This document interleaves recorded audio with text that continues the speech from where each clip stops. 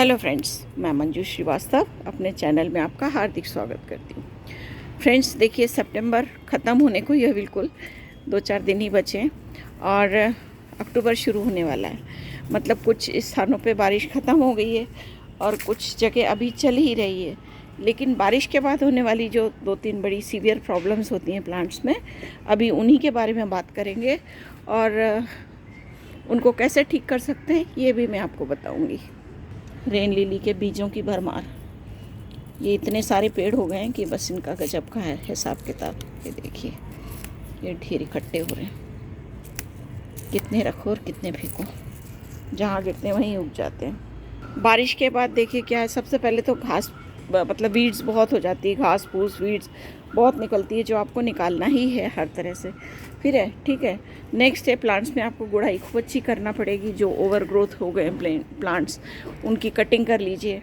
इसके साथ ही जो समस्या होती है, आपने देखा होगा कई जगह की जो प्लांट्स हैं उनमें पत्तियां ऐसी मुड़ सी जाती हैं, जैसे सब्जियों के पत्तों में हो जाता है, मिर्च वगैरह के पेड़ में या गेंदे के पेड़ में बहुत ज़्यादा हो जाता है, वो हो जाता है। दूसरे क्या होता है कि कई जगह इल्लियाँ कैटरपिलर हो जाते हैं प्लांट्स में, जो बहुत खाते हैं पत्तियों को। इसके साथ ही एफिड्स वगैरह की समस्या भी हो जाती है, जो बहुत बारीक बारीक से कीड़े हो जाते हैं, रेड कलर, ब्लैक कलर के और वाइट कलर के। एक्चुअली रेड बोल गई मैं इसको रेड चंपा का फूल देख के सॉरी। तो अभी जो बात करेंगे तो अभी एफिड्स के बारे में, मेलीबग के बारे में, क्योंकि सीज़न भी चेंज हो रहा है, कुंवार की धूप होगी, तेज़ पड़ेगी तो मेलीबग का अटैक भी होता है। जब जब सीज़न चेंज होता है और बहुत तेज़ी से चेंज होता है, इस साल तो बहुत ही अजब गजब रहा टेम्परेचर, काफ़ी कुछ। तो एफिड्स मतलब बारीक बारीक ब्लैक कीड़े हो जाते हैं जो कलियों को भी खा जाते हैं। कैटरपिलर होते हैं जो पत्तियों को, आपने कटी कटी पत्तियाँ देखी होंगी फ्रूट्स की, अमरूद की, आम की पत्तियाँ कटी कटी सी होती है ना, ऐसे गोल गोल गोल गोल, वो भी होती हैं। उसमें कैटरपिलर भी 2 तरह के होते हैं। एक तो वो कैटरपिलर जिनमें से कि तितलियाँ निकलती हैं, और दूसरे वो कैटरपिलर होते हैं कि जो पत्ते खाने के लिए, कि पेड़ों का नुकसान करने के लिए होते हैं। और तीसरी जो सबसे बड़ी समस्या होती है चींटियों की होती है। चींटियाँ होती हैं नमी के कारण। तो आपने देखा होगा आपके गमलों के नीचे या कमरों में या जहाँ भी कहीं बहुत बहुत बारीक सा छेद होता है, उसमें से बहुत चींटियाँ निकलती रहती हैं। तो इनको हम कैसे दूर कर सकते हैं, है ना?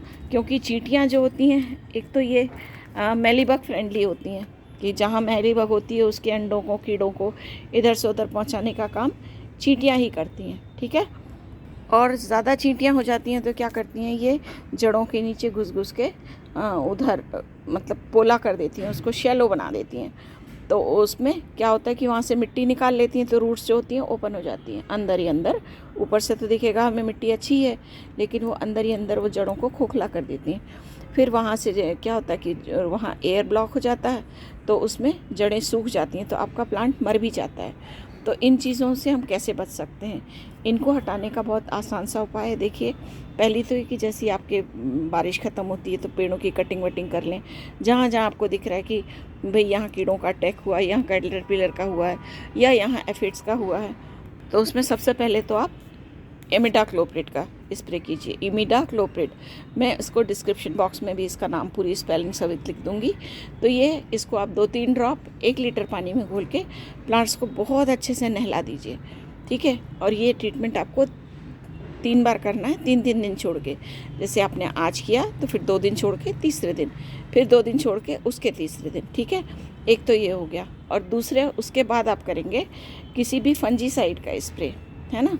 पर ये जितने भी आपको मैं बता रही हूँ, दोनों तीनों उपाय, ये आपको बदल बदल के करना है कि एक बार आपने इमिडाक्लोप्रिड का कर लिया, एक बार आपने किसी फंजीसाइड का कर लिया, साफ या बाविस्टिन या जो आपको जो भी मिलता है सिस्टमिक फंजीसाइड उसका, या नेक्स्ट टाइम आपने नीम ऑयल का कर लिया। ये जितने भी आपको करने हैं 1-1 वीक के अंतराल पर करने ही हैं, क्योंकि इस टाइम मौसम बदलता है तो, और नमी भी रहती है एटमॉस्फेयर में, रात को ठंडक हो जाती है, मतलब एफिड्स और कीड़े बढ़ने के लिए मतलब पूरा माहौल तैयार रहता है ना। तो इनसे आपको ऐसे ही आप इनसे बच सकते हैं, छुटकारा पा सकते हैं।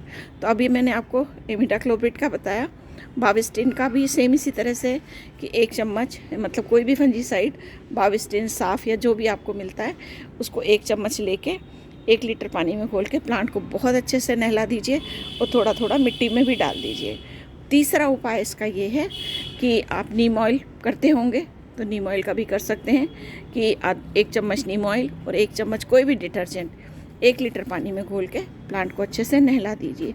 ये सब आपको 1-1 वीक के बाद बदल बदल के करनी है। मतलब 1 वीक आपने इमिडाक्लोप्रिड किया, उसके नेक्स्ट वीक आप नीम ऑयल का कर लीजिए, उसके नेक्स्ट वीक आप कर लीजिए बाविस्टिन फंजीसाइड का कोई भी, उसके नेक्स्ट वीक आप अब जो चौथा बता रही हूँ वो भी कर सकते हैं। तो नेक्स्ट उपाय में ये है कि ये 4th नंबर का हुआ आपका सॉल्यूशन कि इसमें आप थोड़ा चूना ले लीजिए। चूना आपको कहाँ से मिलेगा?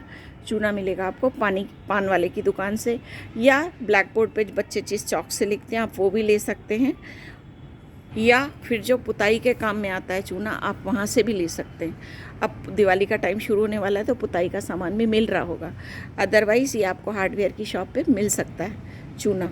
ठीक है, तो थोड़ा चूना से मतलब है कि समझिए 50 ग्राम चूना आप लेते हैं और उसके साथ कोई आप तांबे की चीज़ डालिए, कॉपर की चीज़, या तो बिजली का तार भी डाल सकते हैं, या उसमें साथ आप उसमें कोई तांबे का बर्तन, पूजा का कोई वेस्ट, छोटी कटोरी या छोटी प्लेट वो डाल के एक उसमें मिट्टी के बर्तन में, मटके में या किसी प्लास्टिक के बाल्टी में या कुछ में करके 1-2 लीटर पानी डाल के और उसको आप रख दीजिए 2-3 दिन के लिए, और उसके बाद उसको प्लांट पे खूब अच्छे से स्प्रे कर दीजिए 3 दिन बाद।